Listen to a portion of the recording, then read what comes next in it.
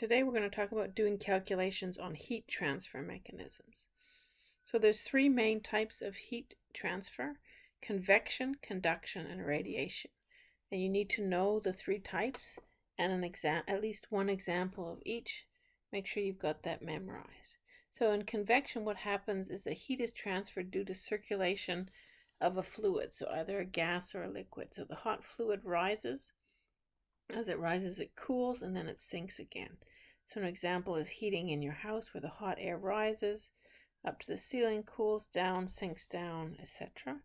Or in a pot on the stove, where the hot water next to the burner expands, so its density decreases, it rises to the top, cools down, and sinks back again.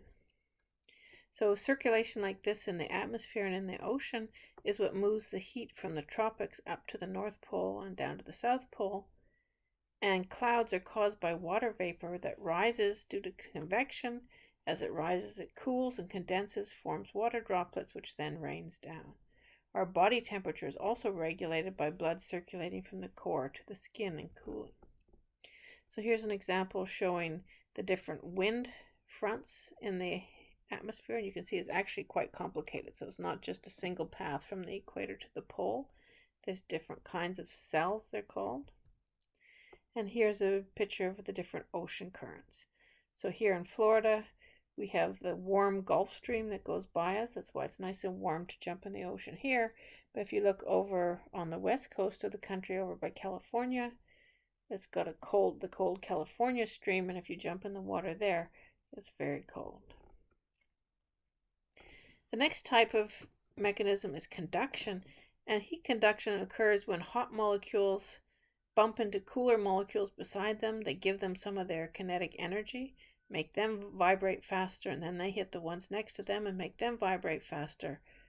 And so this is like if you touch something. If you touch a hot object, you get burnt, or if you touch a cold object and it feels like heat is getting sucked out of you. So the rate at which the heat flows is given by Q over T. So Q over T, Q is energy, so that'll be in joules per time. So joules per time is just a watt. So the rate of the heat flow depends on what the material is made of. So that's the thermal conductivity, little k there. It depends on the surface area of the object. If you've got a bigger surface area, the heat will transfer faster. And it depends on the temperature difference. The bigger the temperature difference, the faster the heat will flow. If they're almost the same temperature, heat will flow very slowly. And then finally, it depends on how thick the region is between the two temperature objects. So if you look at the picture there on the bottom, you've got a hot and a cold object with sort of a bar in between them that's transferring the temperature. And so L is going to be the length of that bar. So materials that have a large K are called thermal conductors, and those with a small k are called thermal insulators. So if you're insulating your house, you want to use something with a very small k. And if you want the heat to transfer very quickly, you want to use something with a large K. So diamond, for example, has a very large K of 2000 watts per meter Kelvin, and styrofoam has a very small K of 0.035, and that's why sometimes sheets of styrofoam are used as insulation inside the walls. The third method of heat transfer is radiation, and radiation is heat transfer by light. So there's actually no medium required, and that's how we get the heat from the sun, for example, is by radiation. So the rate at which heat transfers is given by, again, heat per time, which is a power in watts.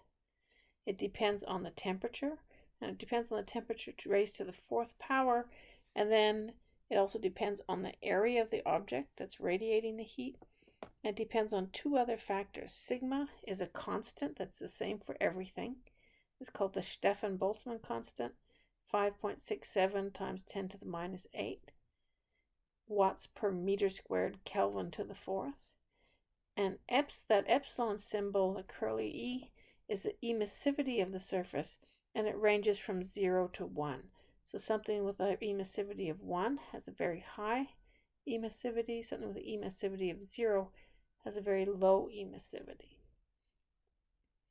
So when you do this calculation, make sure, again, like the ideal gas law, the temperature always has to be in Kelvin. So anything that has any temperature is going to radiate heat. And the amount that it's going to radiate will depend on what environment it's in. So the equation there at the bottom shows you what happens if you have it in a hot environment. You have to do the temperature of the object to the fourth minus the temperature of the environment to the fourth. So basically it's the heat flowing from the object going out and the heat from the environment flowing back into the object going in. So something that's a good absorber of heat is also a good emitter of heat.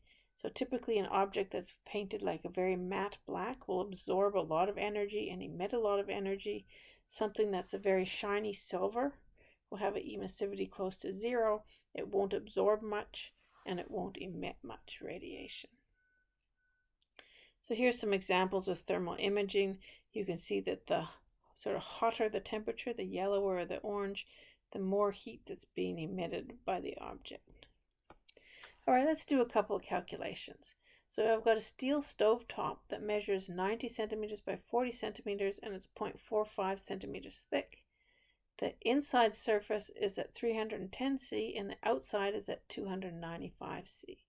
So I want to know what's the rate of heat flow through that steel, given that the thermal conductivity of steel is 46 watts per meter Kelvin.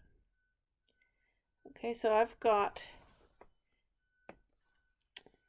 sorry about that, I've got two distances, a length and a width, and a thickness. So what are those going to give me? Well, the area is going to be the length times the width. So it's going to be 0.90 meters. I need to turn that centimeters into meters. Times 0.40 meters. Okay, so that's going to give me 0.36 square meters. The 0.45 centimeters thick, that's going to be my L. So my L is going to be 0.45 centimeters, which is going to be 0.0045 meters. So I've got my A, I've got my L, I've got my K, I've got my two temperatures. So all I have to do is plug it in to give me my Q over T. So Q over T is equal to K, 46, times A, 0.36, times T1 minus T2. I want to just give myself a positive number, so I'm going to do 310 minus 295. So I know the heat's going to flow out, so it's going to be positive. And L is going to be 0.0045. And so I'm going to get a big number, 55,200 joules per second, which is a watt. Okay, so pretty much plug and chug. You might be given a problem, say, where you have to find what the thermal conductivity is. They give you everything except that. They give you the heat flow. Or maybe they might ask you one of the temperatures. So you should just be able to rearrange the problem if you have to. It won't always be just plug and chug. All right, so if the stovetop is black, so it's got an emissivity of 1, and the room's at 20 degrees C, at what rate is heat lost by radiation? So now we're going to use the radiation equation. So I know my emissivity is 1. The room, which is the environment, is at 20 degrees C. And I've got to put that into Kelvin. So add 273.15, so 293.15 Kelvin. The temperature of the outside surface of the stove is 295 C. I've got to convert that into Kelvin. So it's going to be 568 Kelvin. And I guess I'll put my 0.15 Kelvin. Okay, so I've got temperature environment, temperature of the object, I got the emissivity, I got the area from the first problem, I got sigma. So again, it's just going to be a straight plug and chug. So let's put that in. So sigma 5.67 times 10 to the minus 8. Emissivity is 1. Area from the first part is 0.36 meters squared.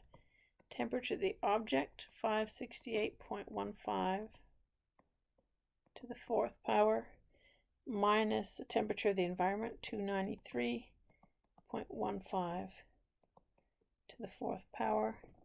And if I put all that in, I get 1974 watts. And of course, I should probably round these guys off to, looks like 2 significant figures, so this should be 55,000 watts for the first part, and it's going to have to be 2,000 watts for the second part. So you should be able to name and give examples of the 3 types of thermal conductivity, and also, so I should say 3 types of heat transfer, of which thermal conductivity is 1. And also you should be able to do these kind of calculations. So here's a sample problem. So let's imagine that you're having a shower. All right, so let's say you have a surface area of 2.0 meters squared. That's probably a big exaggeration. And you have a temperature of 37 degrees C. And the bathroom of your apartment's at 18 degrees C. So we want to figure out what rate do you lose heat due to evaporation when you jump out of the shower. And then when you jump into bed to warm up, you wrap yourself in your comforter, which has a very low thermal conductivity. What's your new rate of heat loss due to thermal conduction?